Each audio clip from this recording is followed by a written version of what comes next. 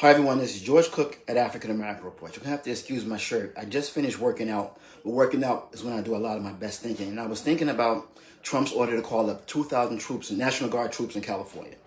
Now there's some argument about whether it's legal. While yes, he can call them up, from what I've read, it's the governor that has to give the order to engage. But we'll leave that for the constitutional scholars and the eggheads to decide. What I want to focus on is what I know about, and that's being in the National Guard. Now, when he came to crowd control / riot control, you know how many times we practiced that? One time. And I'm pretty much sure it's like that around the country because other things have taken precedence. Many more units are focused on actually getting ready to go to war. God forbid that should happen.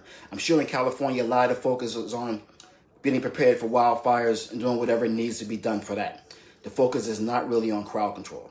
Other factors to consider is that you have, in these units, you have people all over the spectrum. You have young troops who are there. Some are just there to go to college. They didn't sign up for this shit. You have other troops that have actually been to war, who have been to combat, who on the surface you may think they'd be cool. This would be nothing for them. You have no idea how they're going to act under stress. They could have a flashback or ape shit. You really have no idea. And they're being put into a very volatile situation.